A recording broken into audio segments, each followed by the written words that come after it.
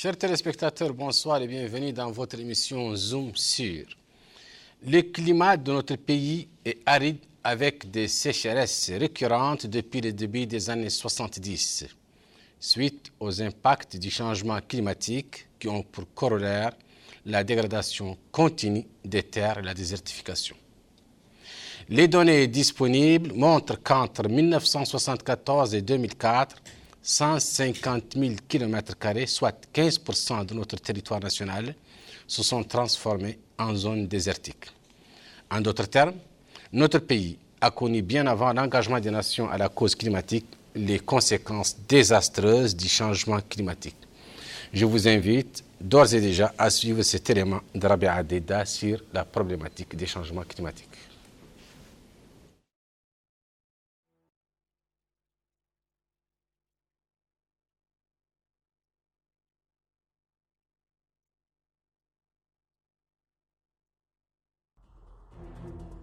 Les effets du changement climatique et ses conséquences sur le Sahel deviennent une réalité capitale pour notre pays. Les changements climatiques constituent un grand défi sur le développement du pays. Comme partout en Afrique, le réchauffement climatique induit des effets néfastes sur la nature. Cette dernière se dégrade et se transforme, entraînant des préjudices écologiques incalculables comme la sécheresse, les inondations, la pollution, la désertification et l'érosion côtière. La problématique du changement climatique constitue un défi mondial aux conséquences négatives sur l'écosystème et entraîne des dégâts sociaux, économiques et environnementaux. En Mauritanie, les effets du changement climatique ont déjà commencé à se faire sentir. Les hausses de température, les sécheresses ainsi que l'augmentation des fortes pluies accentuent la tendance continuelle à la dégradation des écosystèmes agricoles, forestiers et pastoraux. Les conséquences sont multiples et occasionnent la pauvreté extrême, l'insécurité alimentaire, l'exode rural et des flux migratoires. Pour débattre donc de cette problématique, je reçois pour vous ce soir, sur mon plateau, M. Sidi Mohamed Rouavi, qui est chargé de mission, coordonnateur programme national changement climatique au ministère du Développement durable, de l'Environnement et Développement durable. Bonsoir et bienvenue, M. Sidi Mohamed. Je reçois également M. Azman Ouloubakar, qui est directeur de protection de la nature dans le même département. Bonsoir et bienvenue. Et je reçois également M. Hassan Ousseman pour la société civile, qui est président de l'ONG Arbre. Bonsoir et bienvenue mes chers invités. Je suis heureux de vous recevoir sur ce plateau et je vous remercie d'avoir répondu à notre invitation. Donc c'est déjà la première question qui me vient à l'esprit et de savoir, de trouver d'abord une définition. C'est quoi d'abord le changement climatique, cette notion? Merci à la TVM pour nous avoir donné l'occasion pour parler ce soir d'une problématique qui est assez importante. Une problématique qui prend de l'ampleur et qui constitue à ce jour un défi mondial majeur pour toute la communauté internationale. Pour commencer, pour asseoir cette discussion, c'est bien de savoir tout d'abord c'est quoi le changement climatique. C'est une notion récurrente qui vient aujourd'hui sur toutes les langues le changement climatique, suivant la définition strictement technique qui a été donnée par la Convention cadre des Nations Unies pour le changement climatique, elle le définit comme des changements du climat attribués directement ou indirectement à une activité humaine qui altère l'atmosphère. Ça, c'est la définition strictement scientifique, technique. Mais pour la rendre plus proche du téléspectateur, nous allons dire que le changement climatique est aujourd'hui la perturbation observée à l'échelle du climat mondial due à la concentration des émissions de gaz à effet de serre. Cette altération que je viens de citer dans mon propos est liée aux émissions de gaz à effet de serre. C'est quoi les émissions de gaz à effet de serre? Les émissions de gaz à effet de serre sont les émissions qui sont dues à l'industrialisation depuis à partir du début de l'ère industrielle, c'est-à-dire la concentration de quelques gaz qui constituent dans l'atmosphère, qui se retrouvent, qui se regroupent, qui se rallient pour constituer autour du globe terrestre une forme de serre. La serre, c'est quoi? C'est ce qu'on appelle la chambre plastique qu'utilisent les agriculteurs pour faire élever le niveau de température. Ces gaz, dits gaz à effet de serre, qui constituent cette serre, sont principalement le dioxyde de carbone, c'est-à-dire le CO2, et le méthane, en grande partie. Il existe d'autres gaz qui sont liés à ces deux gaz, mais ces deux gaz sont les principaux gaz qui sont à la source de cet état d'effet de serre. Je vais essayer de la rapprocher plus des téléspectateurs pour donner un exemple très proche. C'est comme si vous êtes dans une voiture et que vous faites remonter les vitres de la voiture. La transpiration qui ne trouve pas une issue de sortie va se concentrer pour élever la température ambiante à l'intérieur de la voiture et vous commencez à scier. C'est la même chose pour ces gaz à effet de serre. Ils se combinent autour de la Terre et ils constituent une forme de chambre autour de la Terre et ils refusent à ce que, ou bien ils entravent les rayons solaires qui sont ascendants de retourner vers les couches atmosphériques les plus hautes. Dans l'état actuel de la vie, la Terre prend sa source énergétique à partir du Soleil. Il y a des rayons solaires qui tapent sur la Terre.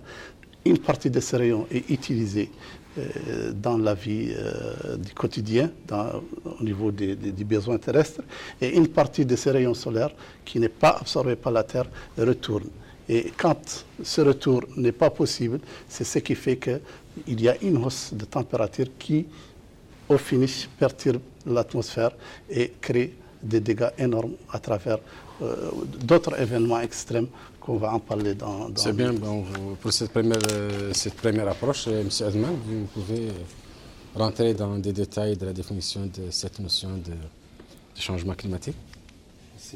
Merci de m'avoir donné la parole. Seulement, je veux un peu donner certaines précisions sur le phénomène lui-même, donc certaines confusions ou terminologies entre réchauffement climatique, changement climatique, effet de serre. Comme il a dit, c'est le chargé de mission, effectivement, c'est nous, en tant que... on fait partie de système solaire, donc on dépend tous du système solaire, qui est la planète Terre. Donc pour le comprendre, il faut qu'on connaisse la relation entre la Terre et le Soleil. Comme il a dit, le Soleil envoie des rayonnements sur la Terre. Et donc, premièrement, entre la Terre et le Soleil, il y a 150 millions de kilomètres, c'est assez loin, mais quand même, le rayonnement solaire qui éclaire la Terre pour conditionnalité de vie.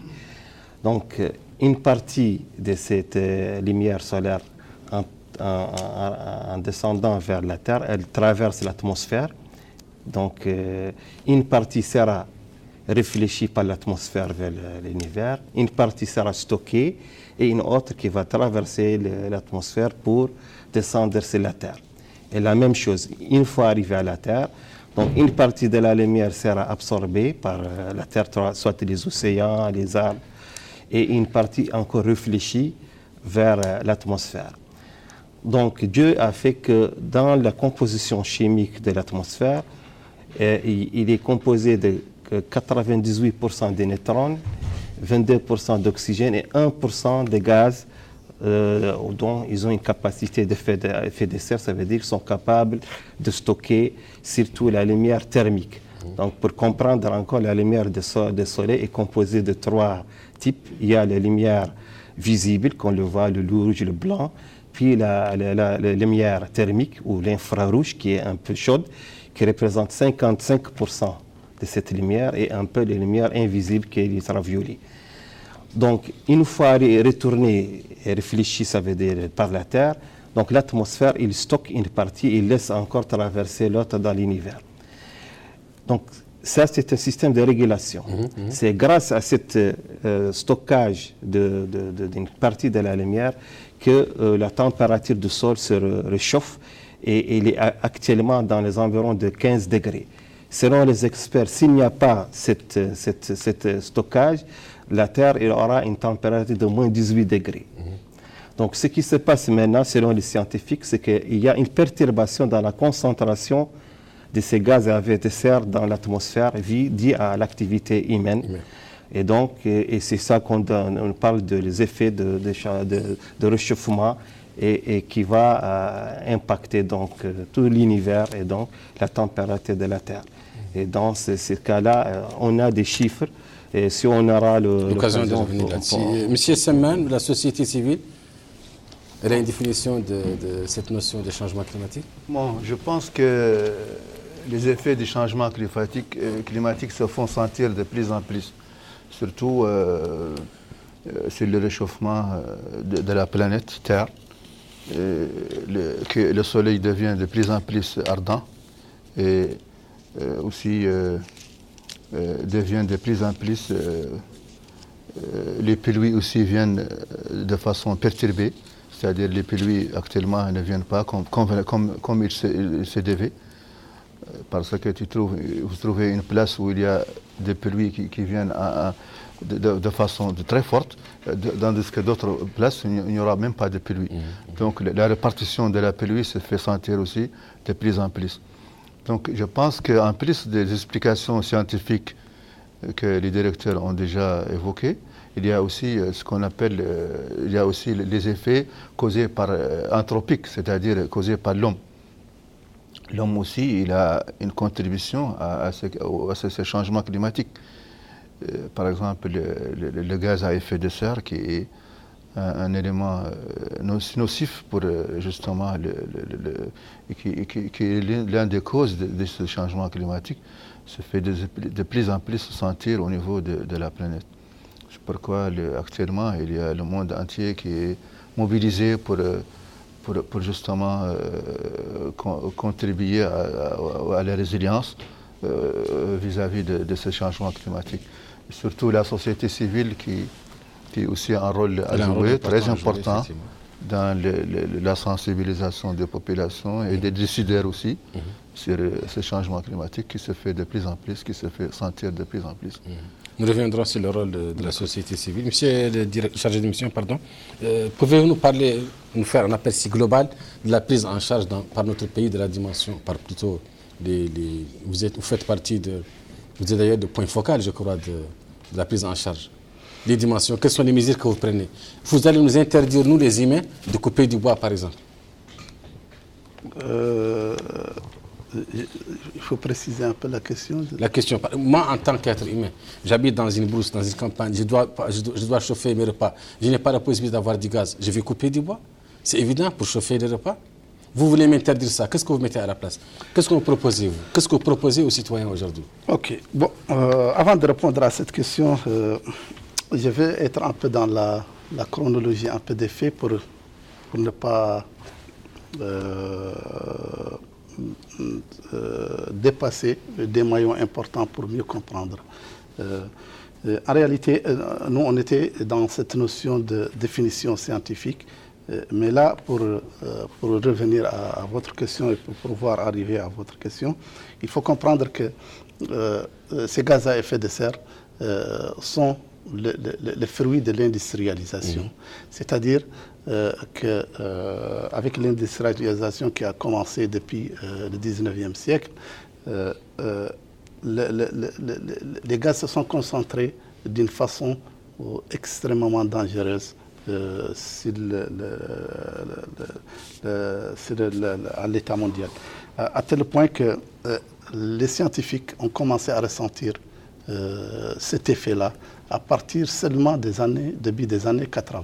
Alors que j'ai bien vu dans votre rapport que la Mauritanie a ressenti ce changement climatique depuis les fins des années 60 et même des années 70 à travers des sécheresses qui ont commencé à perturber tout l'écosystème, toute la situation pluviométrique du pays, des sécheresses récurrentes. Ce constat a été marqué par une élévation du niveau de la température d'à peu près 1,7 degré par rapport aux mesures pré-industrielles. C'est-à-dire, depuis qu'on a commencé on a constaté que la température mondiale a évolué globalement d'environ 1 degré. Et aujourd'hui, on dépasse ce 1 degré à l'état actuel. On tend vers le 1 degré, 5. C'est ce qui constitue un objectif à ne pas dépasser. En plus de l'élévation du niveau des mers d'environ 0,60 cm à peu près, à partir de la période pré-industrielle à nos jours. Ça, c'est des éléments généraux. Vous avez posé la question, qu'est-ce que moi j'ai fait au niveau de...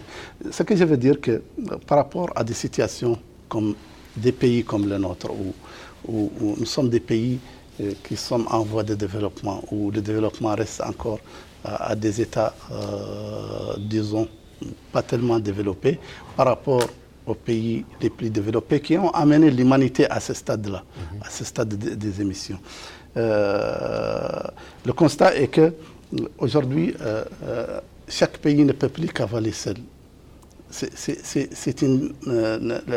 L'atmosphère n'a pas de limite.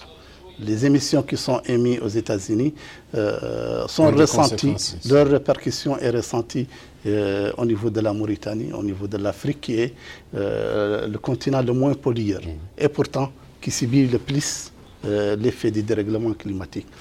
Dans la conjoncture actuelle, le monde a essayé de se retrouver, de se regrouper en 1992 pour avoir des conventions pour régulariser un peu ce que vous venez de dire. Les fruits de cet effort-là ont mis l'accent sur des modes de vie plus résilients au changement climatique, c'est-à-dire qui essaient à ce que les écosystèmes sentent moins l'effet du changement climatique, mais aussi à ce que l'aspect énergétique soit un aspect plus propre. Et là, la question n'est pas posée à des pays très vulnérables comme le nôtre, mais c'est la vocation mondiale aujourd'hui, c'est qu'on tend vers une énergie plus propre, dans laquelle on utilise des sources énergétiques propres, à savoir le soleil, le vent et l'eau. Ce sont les trois principaux sources d'énergie propre. Il y a tout un effort mondial, collectif, qui est en train de se mettre au niveau de notre pays. Il y a un effort, malgré qu'on n'est pas un pays qui a des engagements contraignants par rapport à ces aspects-là, mais il y a un effort considérable qu'on va pouvoir discuter lors pour vous dire au finish que couper un arbre n'est pas la bonne solution pour faire la cuisson au niveau je pense qu'il faut chercher des solutions alternatives pour essayer de conserver les écosystèmes et satisfaire au même moment les besoins énergétiques. Notre pays a ratifié de nombreuses conventions internationales dans le domaine de la préservation de l'environnement. Pouvez-vous nous donner quelques exemples? Oui, notre pays, à l'instar des pays du monde, on a ratifié les principales conventions qui sont les 3 conventions de Rio, telles que celle de la lutte contre le changement climatique, la lutte contre la désertification et la conservation de la biodiversité, et d'autres conventions, c'est les polluants sous les couches d'ozone et autres. Donc, en ratifiant ces conventions, on a pris des engagements et on a élaboré des documents habilitants en termes de stratégie et de plans d'action.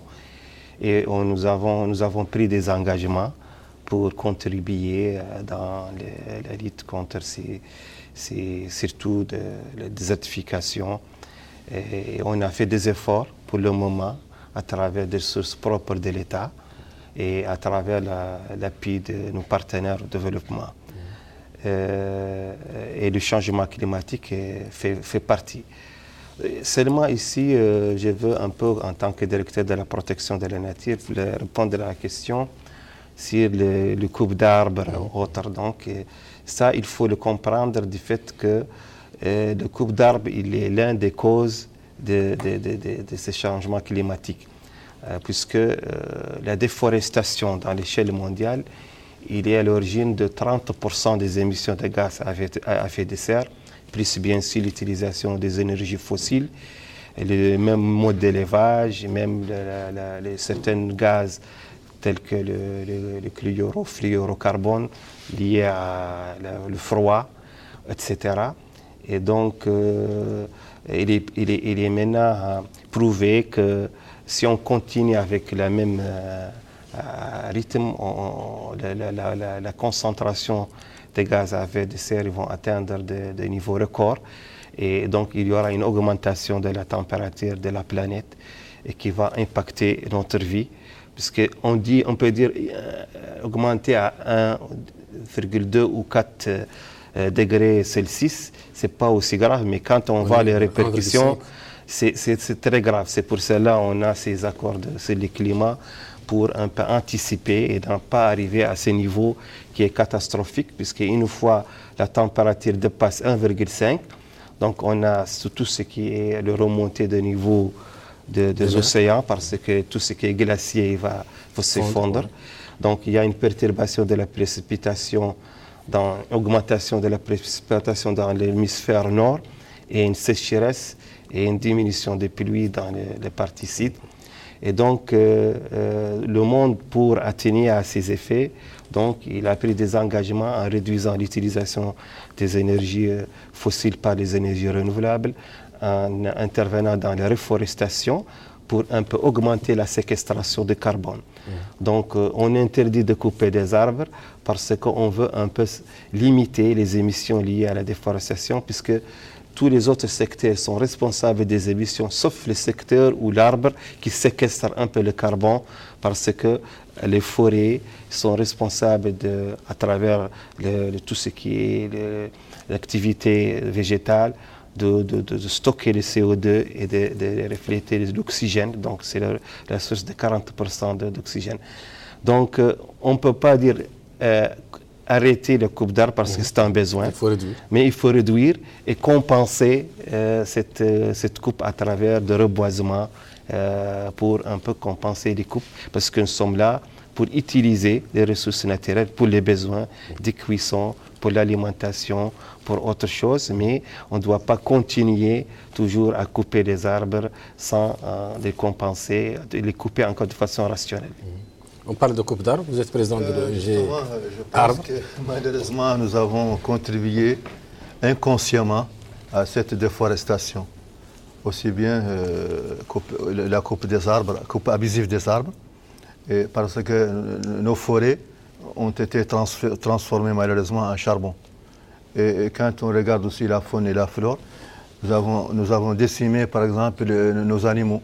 Par exemple, il n'y a plus de loutarde, il n'y a plus de ganga du Sénégal, il n'y a plus de lapins, il n'y a plus tout récemment, on commence à abattre les chacals. Pour des raisons, je ne sais pas moi. Hein? On dit des raisons sanitaires. Sanitaires, oui. Donc vraiment, on est en train de tuer notre faune et notre flore, inconsciemment. Et ça, c'est vraiment dommage, surtout que le pays a besoin de la faune et de la flore pour justement l'équilibre de l'écosystème. Sans on ne peut pas. Donc, il est vraiment nécessaire de protéger. Heureusement que je viens d'apprendre qu'il y a maintenant, on vient de créer un parc d'Aouligat, le parc d'Aouligat, qui commence un peu à récupérer quand même les espèces qui ont été perdues les années passées. Donc ça, c'est vraiment à encourager.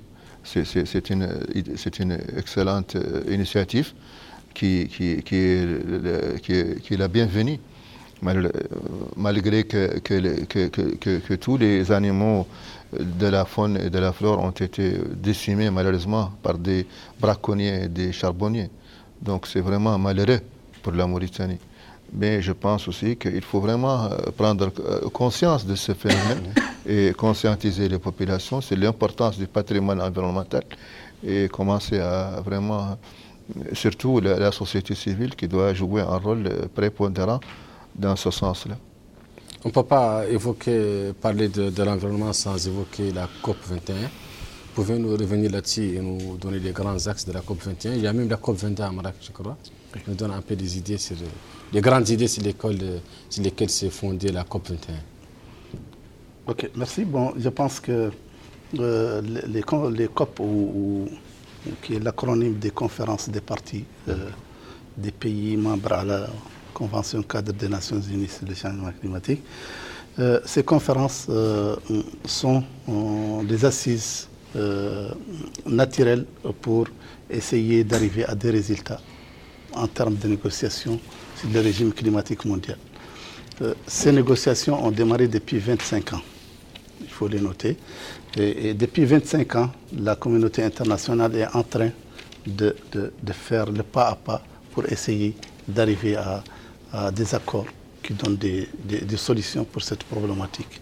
La problématique, c'est que aujourd'hui, le climat est en train de se perturber. Les pays vulnérables sont en train de souffrir par rapport au dérèglement de ce climat, des pluies torrentielles, des sécheresses consécutives, un délabrement dans le cadre global du climat et des imprévisions en termes climatiques. Tous ces éléments, et dans d'autres zones, Dieu nous protège, il y a des typhons même qui sont, et des tsunamis qui sont d'une ampleur inégalée. Pour cela, tout le processus qui a été déclenché depuis 1992, après le sommet de Rio, a mis en place un mécanisme qui a arrivé à avoir des résultats, un premier résultat à travers un protocole de Kyoto, ce qu'on appelle un protocole de Kyoto en 1997. Mais ce protocole ne s'adressait qu'à la réduction des émissions. Il ne traitait pas les autres questions, comme l'adaptation, comme les financements, comme le renforcement des capacités, et comme les flux, les transferts de technologies. Et après ce protocole, on a vu qu'il manquait quelque chose et que ce protocole aussi n'était pas trop ambitieux. Le monde a essayé de combler ce vide.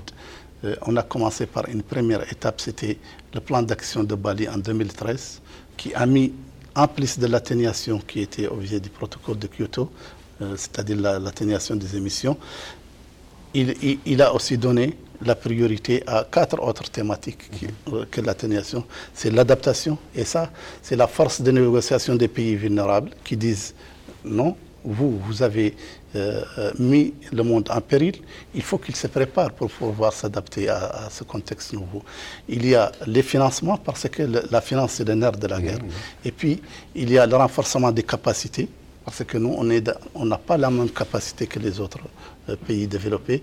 Et puis, il y a le transfert de la technologie, parce que tout cela, il y a toute la technologie sur les énergies renouvelables, sur le développement des technologies sobres en carbone. Il faut pouvoir le transférer aux pays les plus faibles. C'est pour cela que cette négociation a débouché sur un cycle de négociation qui s'est soldé par la COP 21, c'est-à-dire ce qu'on appelle communément l'accord de Paris. Et l'accord de Paris, c'était dans sa spécificité un accord qui a essayé de rassembler toutes les divergences. Et dans cette négociation, n'oubliez pas qu'il y a de gros pollueurs qui sont au statut de pays en voie de développement. Je parle ici. Je vais vous interrompre parce que je voudrais vous signaler tout simplement qu'il y a eu énormément de rencontres, de réunions, mais que les résultats sont encore mitigés. Ok, je vais en parler. D'accord. Ça c'est le nœud du problème. Le nœud du problème aujourd'hui, c'est que dans ce monde qui s'est retrouvé dans l'accord de Paris, il y a des gros pollueurs qui sont au stade de pays en voie de développement, qui disent nous, on n'a pas pollué la planète durant toutes les décennies. On va la polluer maintenant. Non, on a le droit au développement. C'est-à-dire qu'on ne peut pas freiner notre développement pour raison de limiter les émissions de gaz à effet de serre. Les gros pays qui sont des pays pollueurs, ils disent aussi, nous, c'est vrai, on a pollué, mais on ne peut pas s'engager aujourd'hui dans des réductions des émissions alors que vous êtes devenus aussi des gros pollueurs et que vous ne nous engagez pas à côté de nous. C'est toute cette dialectique qui a essayé de trouver sa solution à travers l'accord de Paris. L'accord de Paris, sa force dans quoi? Sa force, c'est que tous les pays se sont engagés à faire un effort, des ambitions de réduction en termes d'émissions, à faire un effort sur la finance climatique, mobiliser de l'argent pour les pays vulnérables, à faire un effort sur le transfert des technologies, à faire un effort sur le renforcement des capacités sur le paquet de Bali. Et au finish, c'est des ambitions qui, comme vous venez de le dire, parfois ils sont respectés, parfois ils sont moins respectés, et parfois même on se retrouve avec des non-attentes, comme c'est le cas des États-Unis. Jusqu'à présent, il n'y a pas encore de résultats, comme c'est le cas des États-Unis. Je ne dis pas qu'il n'y a pas de résultats. L'accord de Paris rentre en vigueur. Sur le plan juridique, il est déjà en vigueur, mais sur le plan opérationnel, il rentre en vigueur en 2020.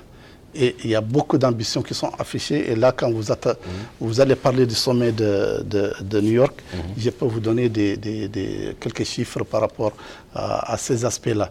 Et on est dans cette dialectique où les choses changent. Les États-Unis, qui étaient le premier pollueur mondial, aujourd'hui se retrouvent en dehors de l'accord de Paris, ce qui a créé une grande frustration à l'échelle mondiale par rapport à cet accord. Monsieur Azman, vous qui êtes directeur de la protection de la nature, qu'est-ce que la Mauritanie fait pour protéger l'environnement, la nature? Qu'est-ce que vous faites? Je me souviens qu'il y avait des opérations qu'on appelait les opérations d'encensement aérien, c'est ça? Ouais.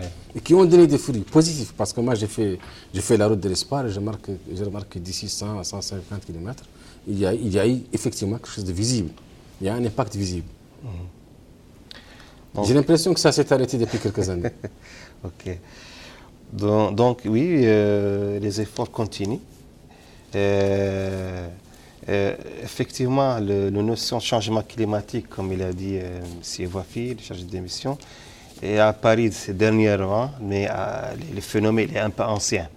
Bon, pour la Mauritanie, jusqu'à les fins des années 90, on était un peu focalisé sur la lutte contre la désertification. Parce qu'on sommes un pays désert. C'est de ça qu'on souffre le plus. Oui, c'est ça. Mais maintenant, cette désertification est liée au changement climatique.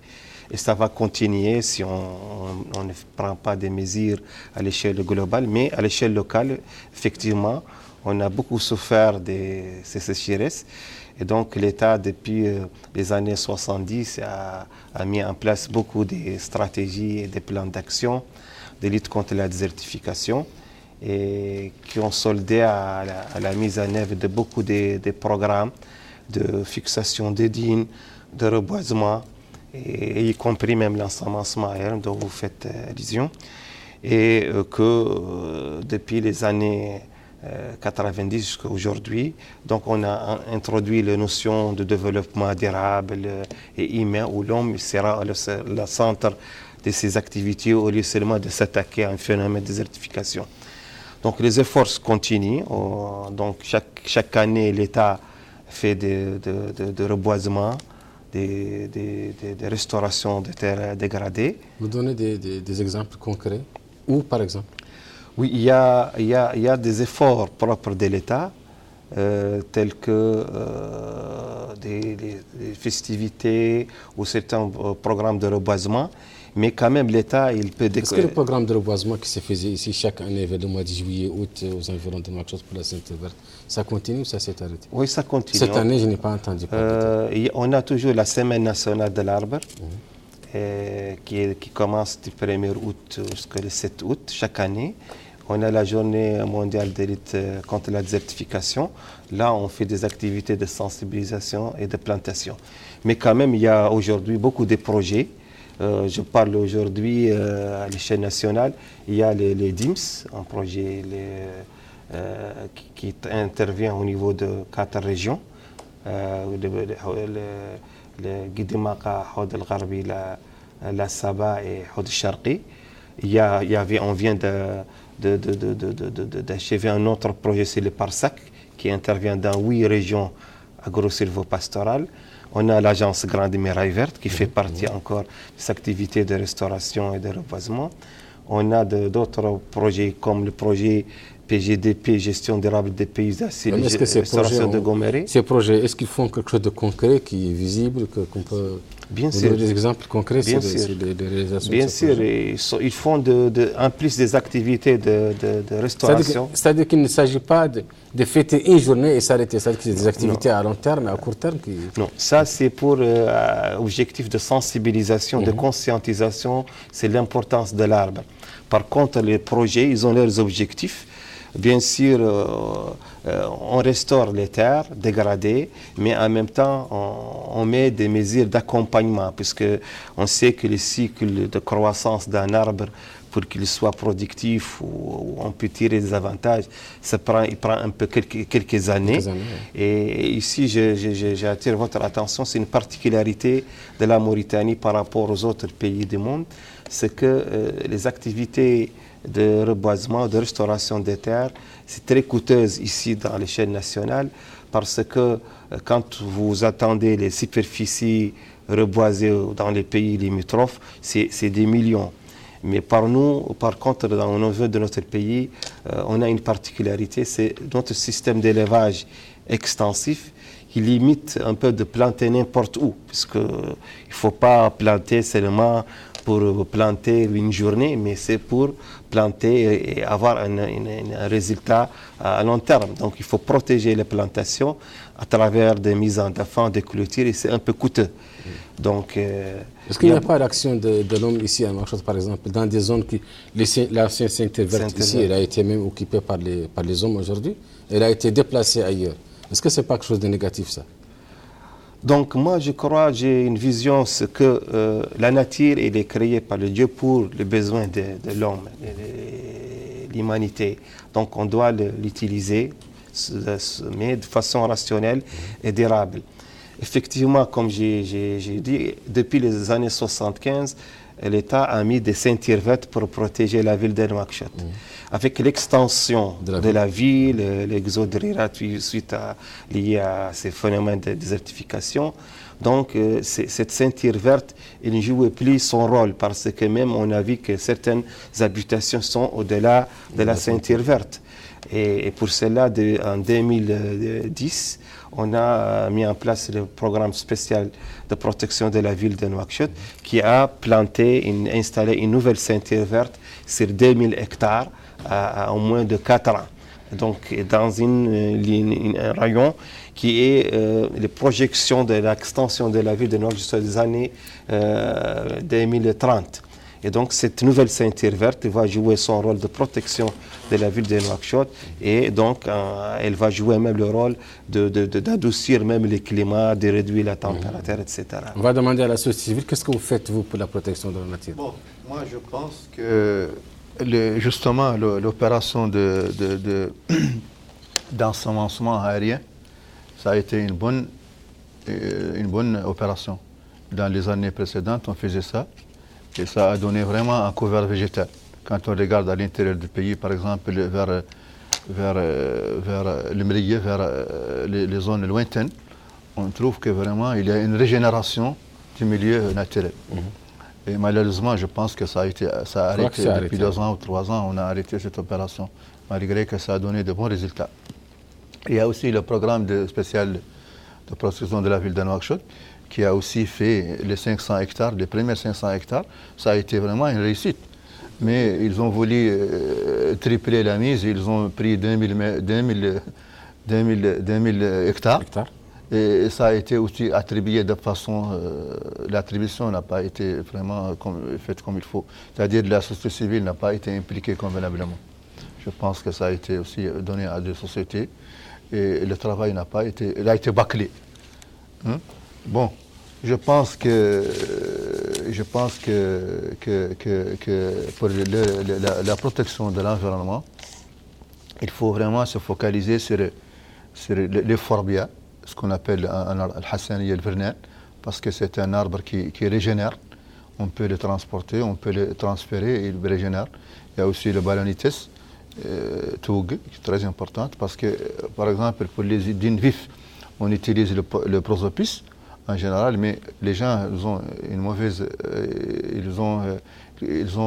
c'est-à-dire ils ont une propagande contre le prosopis, mais pour le neutraliser, il faut mettre vraiment des ballonnites à côté. Ça le neutralise complètement. C'est quoi cette propagande? C'est-à-dire ils ont dit que cette plante, cet arbre, il absorbe la nappe phréatique, alors que c'est faux parce que les racines, ils ne vont pas en profondeur, ils vont aller comment dirais-je, horizontalement.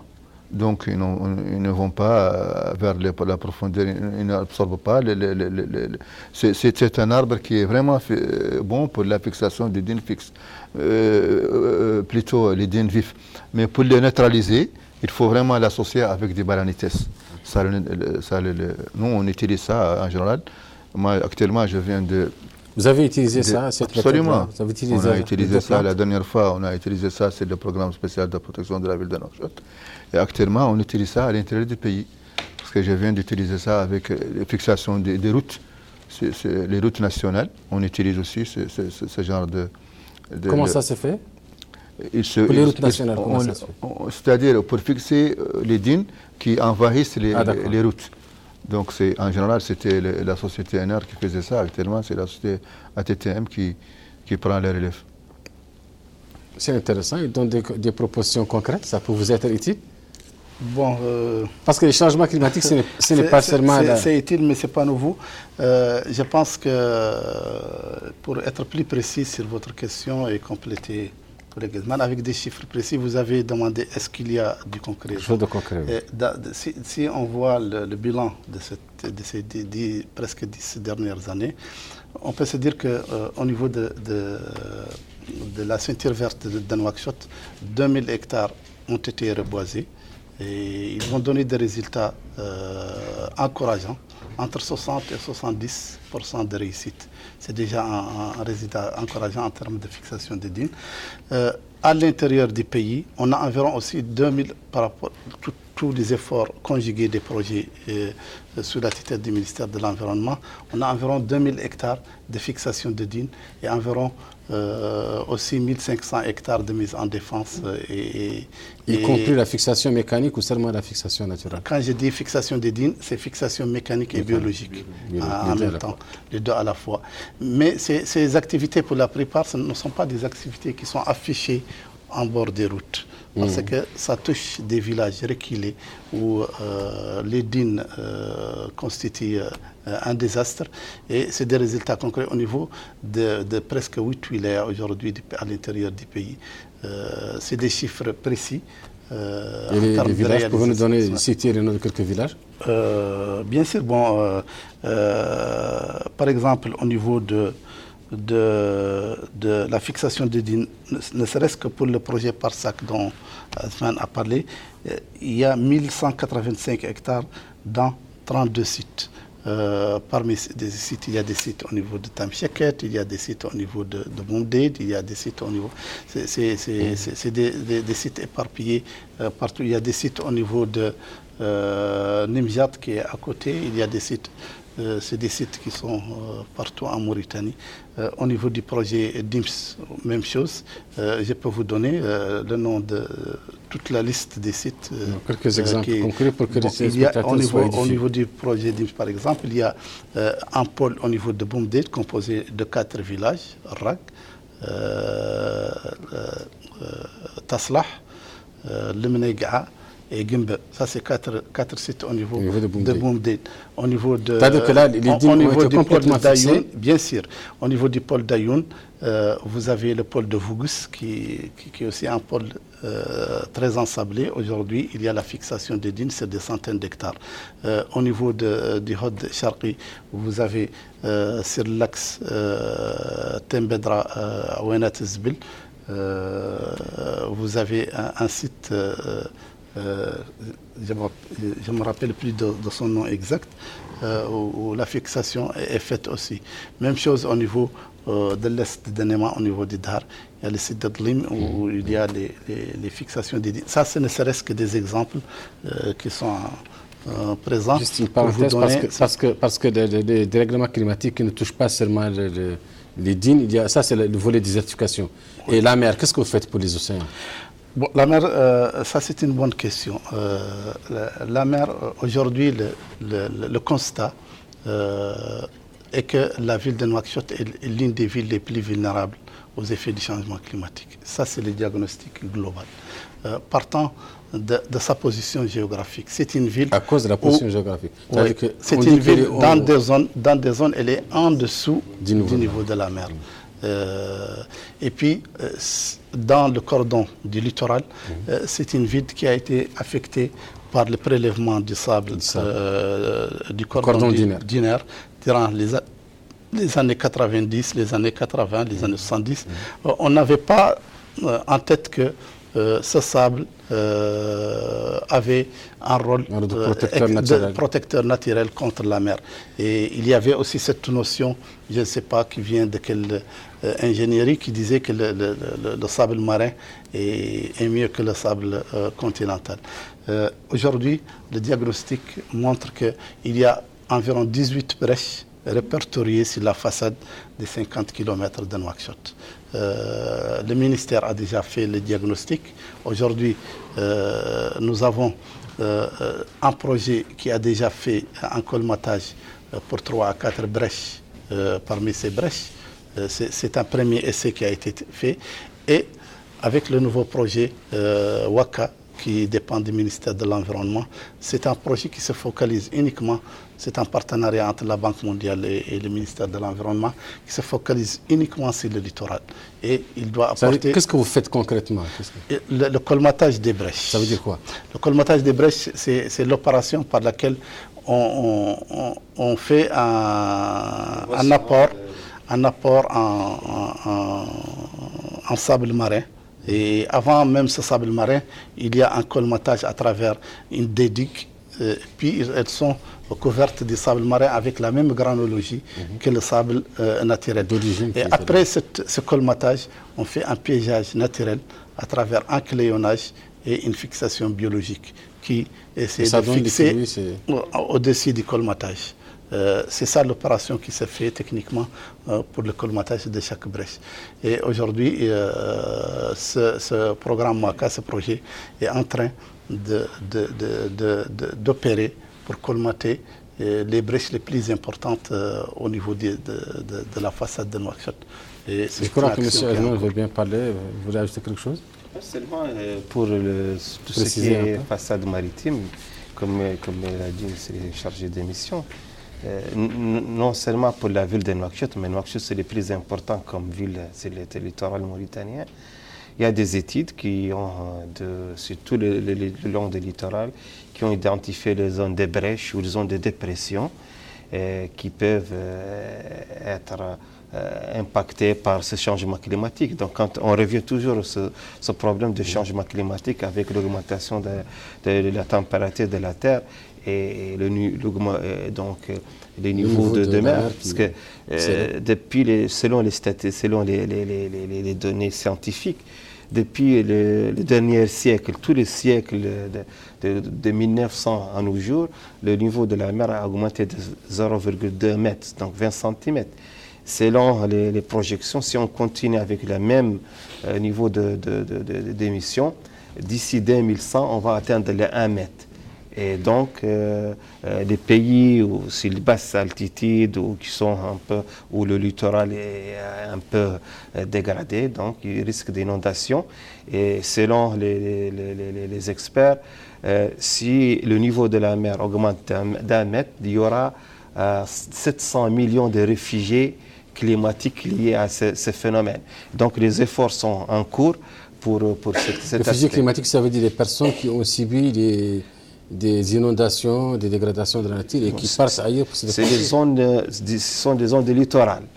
Selon les c'est surtout les gens qui habitent le long du littoral. Et dans par exemple, nous, les Nouakchottois. Oui, la Mauritanie fait partie des zones de grande vulnérabilité à cette remontée du niveau de la mer. Il y a certains pays insulaires dans les îles qui seront disparus carrément parce que juste quelques centimètres, ils seront immergés.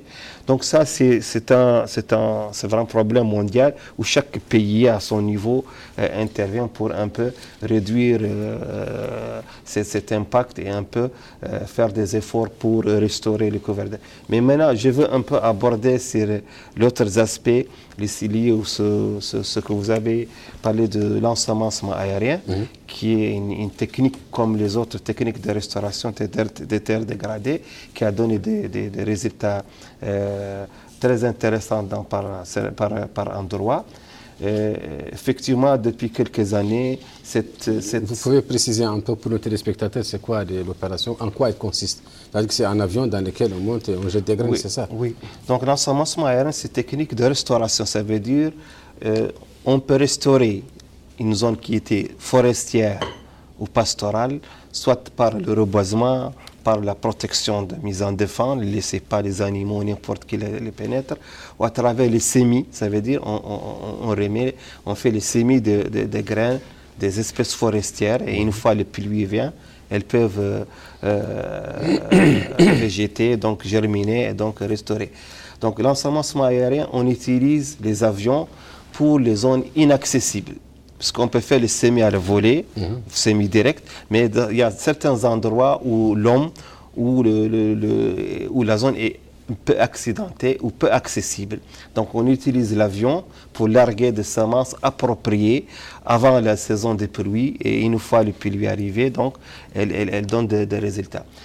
Effectivement, depuis quelques années, cette opération un peu arrêtée à cause de problèmes liés à la technique elle-même en utilisant les avions. Donc actuellement, avec les nouvelles orientations, on va mettre en 2020 un nouveau programme qui est le programme national de reboisement et de restauration des terres dégradées. Donc on va faire de reboisement à l'échelle nationale. On va utiliser le semis, l'ensemencement direct ou à travers l'avion. Et le plus important encore, c'est que nous, on a inscrit notre activité, c'est la création d'un centre national de semences forestières. Parce que cette semence qu'on va larguer, elle est de tout venant, elle vient de n'importe où. Donc il faut maintenant une structure nationale qui sera chargée de produire et de proposer ou de diffuser des semences en quantité et de qualité appropriées pour faire réussir ces campagnes de restauration des terres dégradées. Avant de donner la parole à M. Sama, je crois que nous aurons l'occasion de voir un extrait du discours du président de la République à l'occasion de l'Assemblée générale des Nations Unies, dans lequel le volet relatif à l'environnement, et je crois que les techniciens vont nous le montrer, on va le voir ensemble et après on va continuer le débat. La 70e session de l'Assemblée générale des Nations Unies avait lancé en septembre 2015 les objectifs du développement durable pour les horizons 2030. Il s'agit d'un ensemble d'objectifs interdépendants visant à relever les grands défis mondiaux en matière d'environnement, de climat, de santé, d'éducation, de sécurité, de stabilité et de développement, et autres, afin de rendre l'avenir de l'humanité meilleur, plus durable et plus inclusif. Conformément à notre engagement vis-à-vis de ces objectifs, nous avons adopté en République islamique de Mauritanie le développement durable comme axe central de notre stratégie de développement, et nous avons réalisé des résultats considérables dans ce domaine en mettant l'accent sur les énergies propres, solaires et éoliennes. À l'heure actuelle, les énergies propres représentent 40% de l'ensemble de l'énergie que nous consommons, et nous travaillons de façon continue à l'augmentation de ce pourcentage, eu égard à notre profonde conscience quant à l'importance de l'énergie propre et son impact positif sur l'environnement et sa grande contribution à la réduction du niveau de pollution. Nous avons également lancé avec un groupe d'États du Sahel l'initiative de la Grande Muraille Verte pour faire face aux effets négatifs de la désertification et des changements climatiques sur notre environnement et sur nos ressources agricoles, et combler le déficit du système de production de nos populations résultant de ces effets. Nous avons également obtenu d'importants résultats dans le cadre de nos efforts visant à stopper la désertification et réhabiliter les superficies touchées par ces conséquences de manière à restaurer leur viabilité en vue de leur exploitation. Cela vient s'ajouter aux efforts que nous avons déployés dans le cadre du comité permanent inter-État de lutte contre la sécheresse au Sahel et à ce que nous avons progressivement réalisé en rationalisant l'exploitation de nos ressources marines et en restaurant la magnifique biodiversité de notre écosystème.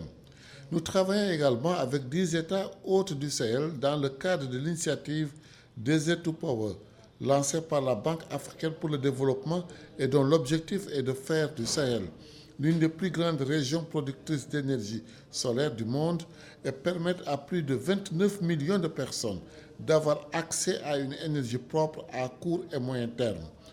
Et comme tous les autres pays du Sahel bénéficiaires, nous accordons un grand intérêt à cette initiative pour ce qu'elle aura comme retombée positive sur l'environnement et le développement de notre région.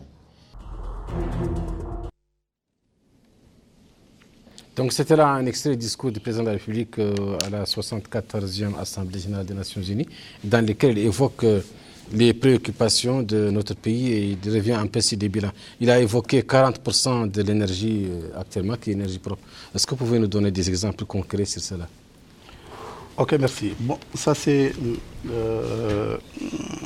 sans perdre dans cette trajectoire de résultats, de rappeler que notre pays est l'un des pays vulnérables aux effets du changement climatique et en conséquence, le volet adaptation constitue pour lui une priorité nationale. Ça veut dire quoi ça? Il faut s'adapter. Il faut pouvoir développer des mesures, des réponses, des mesures qui créent un environnement propice pour pouvoir affronter les effets néfastes du changement climatique.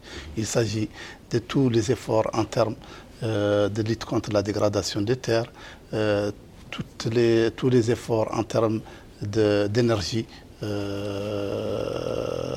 à la portée des zones rurales les plus reculées pour pouvoir être plus compétitif en termes de résilience et tout l'effort pour conserver les écosystèmes et pour que les écosystèmes répondent aux besoins humains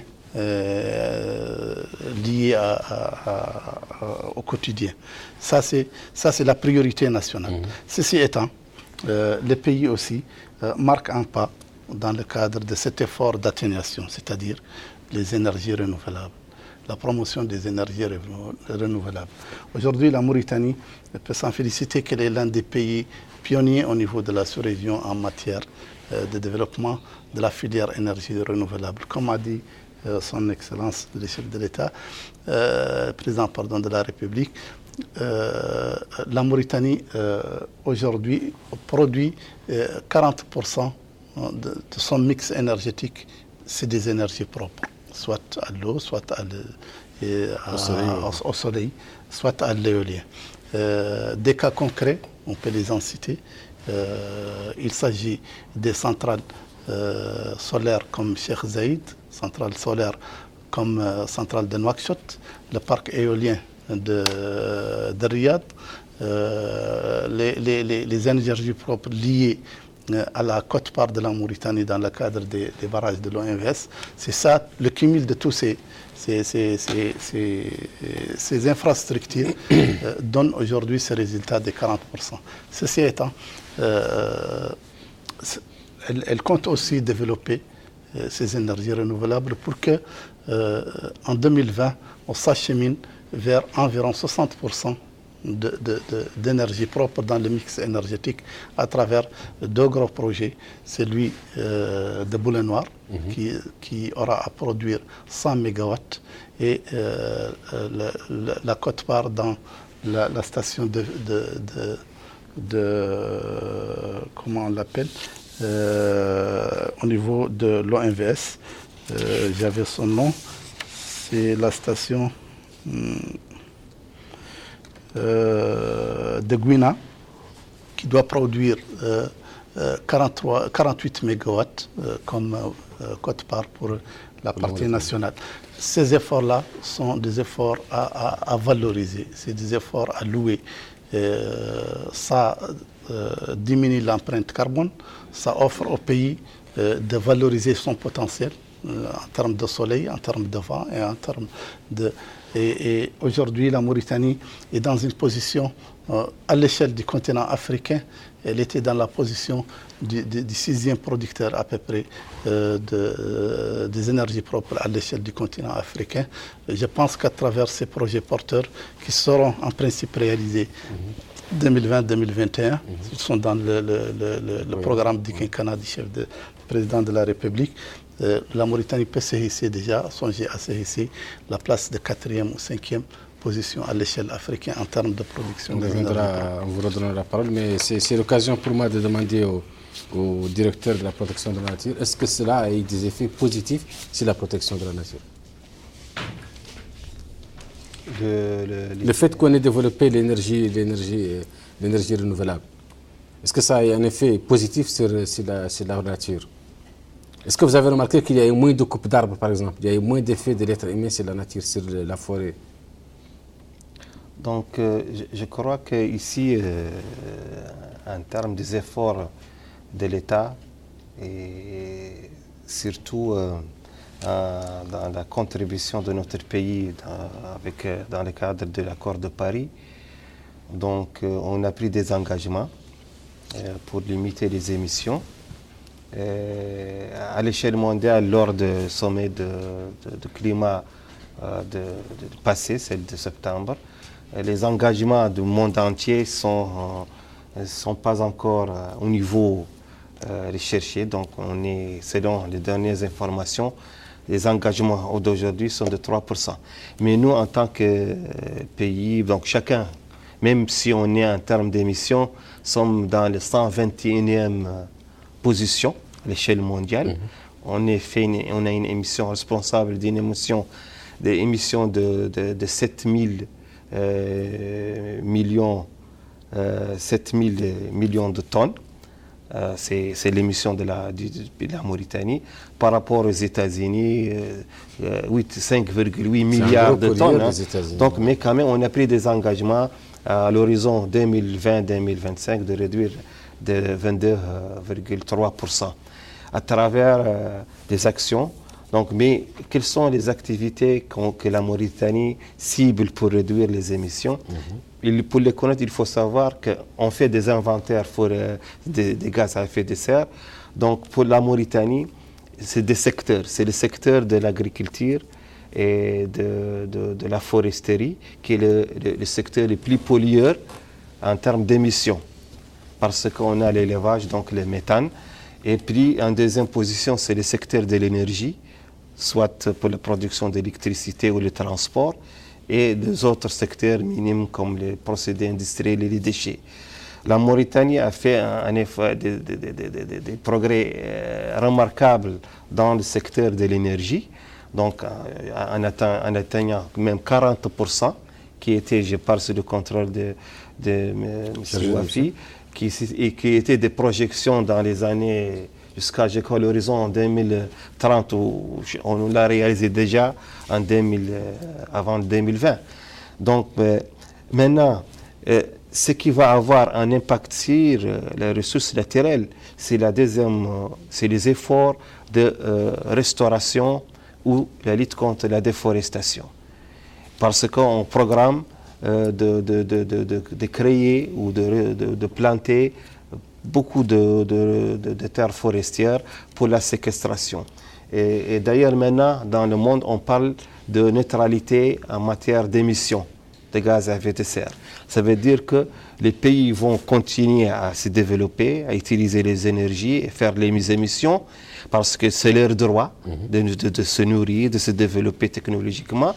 Mais en contrepartie, elles doivent compenser ces émissions à travers des reboisements pour la séquestration, pour combler le niveau émis par un niveau séquestré. Donc c'est à travers les forêts qu'on séquestre. Et une fois qu'on a une politique nationale forestière de restauration qui vise à la fois la réduction des émissions de gaz à effet de serre et créer des ressources naturelles pour le bien-être de la population.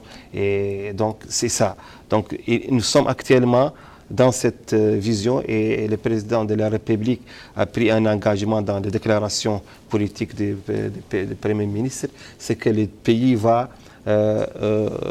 reboiser annuellement 1500 hectares par an. Donc ces efforts-là qui vont maintenant à long terme donner des fruits et des impacts pour la protection de la société civile est-elle satisfaite de cette promesse de 1500 hectares par an? Bon, relativement. De toute façon, c'est un objectif quand même. Qu'est-ce que vous faites? C'est un objectif très louable qu'il faut vraiment s'allier. Nous sommes prêts justement à contribuer. Non, mais qu'est-ce que vous faites concrètement, vous, sur le terrain? Nous, ce qu'on fait sur le terrain, c'est on est en train de faire de la fixation mécanique et biologique des dunes de sable. Où? En Mauritanie, par exemple, sur les routes, par exemple, nationales. Par exemple, la forêt sur plutôt à Outagan, par exemple. Moi, j'ai reboisé, par exemple, 10 hectares au niveau du village de Tourougini, par exemple, fixer la cuvette qui était celle moyen de survie et le village qui était menacé par le sable. Nous avons fixé les dunes qui envahissent justement le village et la cuvette. Au niveau de Tagan, actuellement, à Hassi Abdouljid, par exemple, au niveau derrière Aouinat Zbil, nous avons aussi 6 hectares là-bas et avant Guérou aussi. Bon, moi je voudrais justement rebondir un peu sur cette opération d'orpaillage qui est catastrophique pour l'environnement. Parce que, par exemple, nous avons vu qu'on utilise beaucoup par exemple, de cyanure, on utilise de zeybaq, comment on appelle ça, mercure, à des fins vraiment nocives pour les populations. Et on a fait énormément de trous. Beaucoup d'animaux se sont, par exemple, se fait fracturer cette année à cause de ces trous qui sont laissés là-bas pour de bon. Et c'est une opération qui n'a pas qui est nocive pour l'environnement. En ce qui concerne le littoral aussi, moi je pense qu'il y a des espèces spécifiques qu'il faut vraiment développer, qui sont spécifiques et qui sont pour la fixation du littoral, du cordon littoral. Il faut vraiment faire des pépinières qui sont... il y a des espèces de plants spécifiques qui sont utilisées pour la fixation du littoral. Donc il faut vraiment associer les ONG, la société civile, pour donner l'expertise. C'est-à-dire... Mais ça, c'est entre vous. Je voudrais qu'il a évoqué un problème, il a souligné un problème important qui est celui de repaillage. Bon, c'est pas le sujet en tout cas c'est loin de la... C'est l'occasion. C'est loin de la dimension du changement climatique, ça n'a pas de cause à effet. Bon, l'orpaillage, ça, comme ça a été dit à plusieurs occasions, la Mauritanie est l'un des pays qui essaie de maximiser l'exploitation de ses ressources en faveur de son économie. Ça, c'est une réalité et c'est un droit, je le pense. Ceci étant, chaque action par nature, elle a un impact. Il n'y a pas une action à impact zéro dans le domaine de l'environnement, mais il faut essayer de maximiser les effets.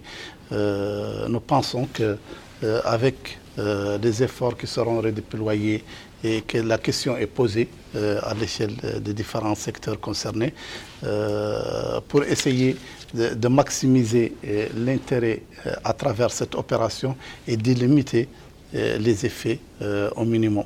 Ça, c'est une volonté politique qui est présente, qui est là.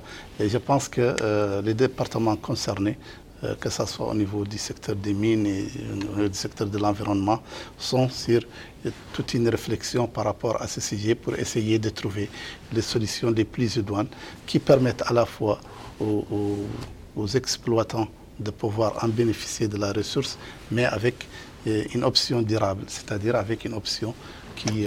Ça, c'était la parenthèse. Maintenant, revenons au discours du président de la République, dans lequel il a évoqué la Grande Muraille jaune. La Grande Muraille verte, pardon. Okay. Qu'est-ce qu'elle a fait concrètement? Prenons des exemples. Ok. Bon, pour revenir à ce sommet de New York, je souligne que c'est une étape dans tout ce processus mondial pour essayer d'atteindre les objectifs fixés par l'accord de Paris. L'objectif de ce sommet pour le secrétariat général des Nations Unies, c'était de booster l'action mondiale. C'est pas un sommet de discours où il était prévu à ce que l'ensemble des acteurs, quand je dis des acteurs, c'est-à-dire les grandes villes, les pays, la société civile, les grandes entreprises, à essayer de proposer quelque chose de concret. Pour atteindre. Ce n'est plus le moment de parler des objectifs. C'était un peu le focus était sur cette question-là. Et je pense qu'il y a eu beaucoup de promesses en ce sens. Comme d'habitude, il y a toujours des promesses. Non. Il y a aujourd'hui du concret à travers, quand vous regardez le résultat du sommet, il y a tout un listing de grandes entreprises. Il y a 102 grandes villes qui regroupent à peu près 700 millions d'habitants, qui ont donné des promesses strictes en matière d'énergie propre et en matière. C'est des mesures un peu concrètes qui sont là en train de bouger. Les choses ne peuvent pas venir d'une manière subite, mais il y a un effort quand même pour qu'on passe des ambitions vers du concret. C'est un step, c'est une étape par rapport à l'atteinte des objectifs de Paris. Je reviens à la Grande Muraille verte. La Grande Muraille verte, c'est l'une des initiatives à l'échelle africaine dans le cadre de tout cet effort de lutte contre les effets du changement climatique. C'est une initiative qui a été proposée ou bien mise en place à travers la fédération de 11 États membres aujourd'hui. Son siège, il est en Mauritanie, son siège général.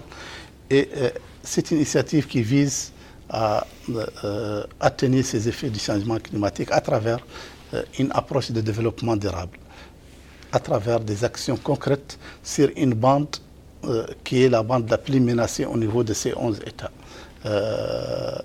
Elle s'étale sur une longueur, je pense, de plus de 6000 km, et où il y a environ 1000 km, ou plus même 1100 km au niveau de la Mauritanie. Elle vise une bande qui se situe entre les isouettes de 100 mm à 400 mm maximum. C'est pour vous dire qu'elle vise cette zone-là qui est affectée par la désertification, mais son programme n'est pas un programme comme on l'entend, muraille verte, c'est comme si on fait une ceinture verte. C'est pas le cas.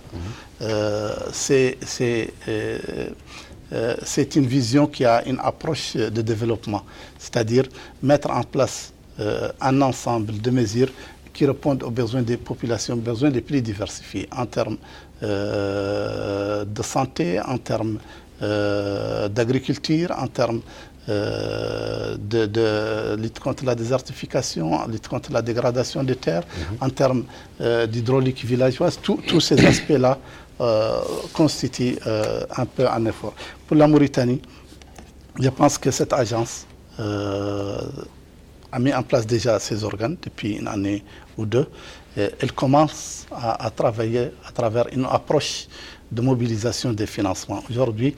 je vais en venir. Non, pour l'agence, partie mauritanienne. Les mobilisations. Okay. La mobilisation des fonds. C'est juste pour vous permettre, vous, en tant que directeur de la police nationale, de nous donner un peu une sorte de bilan de ce qui a été fait sur le plan de la protection de la nature. La société civile vient d'évoquer un parc dernièrement. Il y a un parc qui a été créé. Il y a une espèce animale qui a été importée Pouvez-nous donner des explications sur cela? Ok. Donc ça, c'est la Saint-Hervé, comme il a dit, mais c'est le chargé de mission. Effectivement, elle a des impacts positifs, non seulement sur la nature, mais de façon générale. Donc c'est le tracé de l'agence au niveau de la Mauritanie qui part du Trarza vers le Brakna, Tagan, la Saba, Houd al-Sharqi, Houd al-Gharbi, Houd al-Sharqi. Donc l'objectif, comme il a dit, c'est développer les conditions de vie dans ce tracé en créant les conditions favorables à la population pour rester donc, comme une mire, comme une muraille. Donc, on ne plus fuir devant la désertification, de développer les capacités de la population et réduire leur vulnérabilité en créant des conditions de vie optimum. C'est pour cela on a limité la zone à une isoyette de pluviométrie pour permettre l'élevage, pour permettre l'agriculture, pour permettre beaucoup des activités. Et donc cette agence, depuis, elle a démarré déjà au niveau de 2 régions, de Wilaya, le Trarza et le Brakna, et principalement le Trarza. Donc à travers des plans de développement, négocier, discuter avec les autorités locales, les communes où l'agence traverse. Et à partir de l'année prochaine, elle va s'étaler au niveau de Wilaya de Tagan, au niveau de la Saba et de continue. Elle fait un effort, c'est le fonds propre de l'État et même il a pu un peu avoir des financements. Mais quand même pour le moment, il a déjà une dizaine de sites de fixation des dînes où il a mis en place des pôles de développement avec des activités génératrices de revenus. Il est au début. Mais concernant là où vous avez parlé de l'introduction d'autres espèces de la faune, ça c'est un autre programme. C'est le parc national d'Aouleigat, qui est un parc qui était initialement un parc zoo, mais maintenant il est développé pour avoir d'autres objectifs d'acclimatation. Et il va aider les pays pour l'introduction de la faune sauvage. Donc, pour l'introduction de la faune sauvage, suite à ces problèmes de sécheresse, de braconnage, etc., on doit travailler sur plusieurs aspects. Réhabilitation des habitats pour cette faune, introduire cette faune, mais pour l'introduire, il faut bien étudier. Ce n'est pas n'importe quel animal qu'on le met, donc il faut qu'elle passe avec une étude scientifique pour voir quel est son pouvoir, capacité d'adaptation, d'acclimatation, et avec d'autres aspects. Monsieur Semin, on parle, la dernière question est partie sur la mobilisation des fonds. Qu'est-ce que la société civile propose pour la mobilisation? Parce que pour réaliser un programme, il faut avoir les moyens. Qu'est-ce que proposez-vous? Moi, je pense que, d'abord, en ce qui concerne la muraille verte, à ma connaissance, c'est seulement là où il y a eu de Trarza, où il y a eu de reboisement, l'année dernière ou l'année dernière. Et on a aussi fait, c'était mal fait, parce qu'on a élaboré des lots de 8 lots de 20 hectares chacun. Et on sait qu'il y a eu beaucoup de concurrents et ça a été donné au moins 10 ans. Et le moins 10 ans ici, c'est vraiment au détriment de l'ouvrage. C'est au détriment même de ces reboisements. À ma connaissance, le travail a été bâclé, n'a pas été fait convenablement. Je pense que, en ce qui concerne le Brakna, je ne suis pas au courant que les appels d'offres ont été lancés pour la wilaya de Brakna. Parce que je pense bien que l'agence est en retard par rapport aux autres pays de la sous-région. Bon, en ce qui concerne votre question, la mobilisation des fonds, moi je pense qu'il faut faire un plaidoyer au niveau national et international. Malheureusement, ici, au niveau national, les guichets sont très limités. Les guichets de financement sont très limités. Et il y a une concurrence aussi avec les déloyales de la part des ONG internationales ici qui dérangent les ONG nationales. Ils sont plus expérimentés, ils ont plus d'expérience et plus même ils ont plus de moyens pour accéder au financement. Donc les guichets sont limités, ils se comptent même sur le bout des doigts. Donc vraiment, les financements, c'est ce qu'il manque. Monsieur le chargé de mission, vous allez nous parler de la mobilisation des fonds, de manière très brève, parce que je crois que l'émission touche à sa fin. Ok. Avant de parler de ça, je fais juste rapidement sur cette question de Muraille Verte. Je pense qu'on ne peut pas se tirer la conclusion que faute de la concurrence, on arrive à des résultats qui ne sont pas probants. Mais certainement, ça c'est un avis personnel. Et en tout cas, je n'ai pas les mêmes conclusions que notre collègue de la société civile par rapport au travail qui a été réalisé dans le cadre de cette Muraille Verte. Bon, concernant les financements. Aujourd'hui, l'un des axes majeurs de la question du changement climatique est l'axe financement.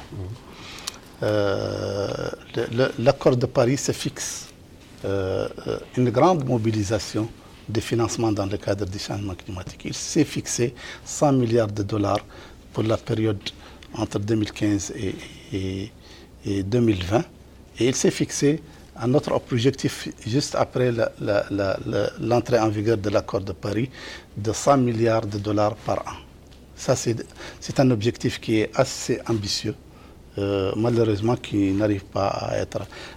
D'après mes dernières informations, le fonds vert qui est un peu le basket fond de tous les fonds adressés au changement climatique aujourd'hui, c'est le fonds vert climat.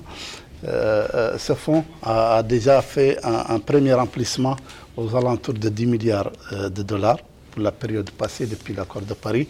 Et suivant les promesses, les dernières promesses au niveau du sommet de New York, il est à 8, je pense. Et ces promesses seront clôturées le 24 et 25 octobre au niveau de Paris pour savoir exactement la cagnotte qu'il aura à mobiliser. C'est loin des attentes des 100 milliards qui étaient attendus. Pour ce qui est de notre pays, nous ne croisons pas les bras. Nous avons commencé à travailler sur le portefeuille projet pour le Fonds vert climat. Aujourd'hui, le programme pays pour le Fonds vert climat vient d'être élaboré. Et dans ce programme, tous les acteurs se sont inscrits, que ce soit société civile, que ce soit secteur privé, que ce soit secteur public, avec des approches de propositions de projets ou bien des idées de concept notes qui sont aujourd'hui disponibles. Et à ma connaissance, quelques-uns de ces idées sont déjà dans le pipeline pour les fonds verts avec des partenaires, des agences de mise en œuvre. Au-delà de ça, il y a quelques projets qui sont aujourd'hui en cours de réalisation. Je parle au niveau du ministère de l'Environnement, dont les financements sont mobilisés sur la vitrine environnement, qui est une vitrine subventionnelle, qui ne coûte aucun au contribuable. C'est important de le souligner. C'est sur cette note positive, d'optimisme, que nous allons terminer notre émission qui portait ce soir sur le changement climatique. J'ai eu l'honneur de recevoir sur ce plateau M. Sidi Mohamed Elouavi, qui est chargé de mission, coordonnateur du programme national changement climatique au ministère de l'Environnement et du Développement durable. J'ai ici également M. Othman Boubacar, qui est directeur protection de la nature dans le même département. Mon troisième invité était de la société civile, président de l'ONG Arbre, s'appelle M. Hassan Oulissamam. Quant à vous, chers téléspectateurs, j'ai eu le plaisir de me contenter de votre regard ce soir. J'espère que la semaine prochaine, l'émission sera animée par mon confrère Cheikh Saadbou. Bonne continuation sur El Mauritanie.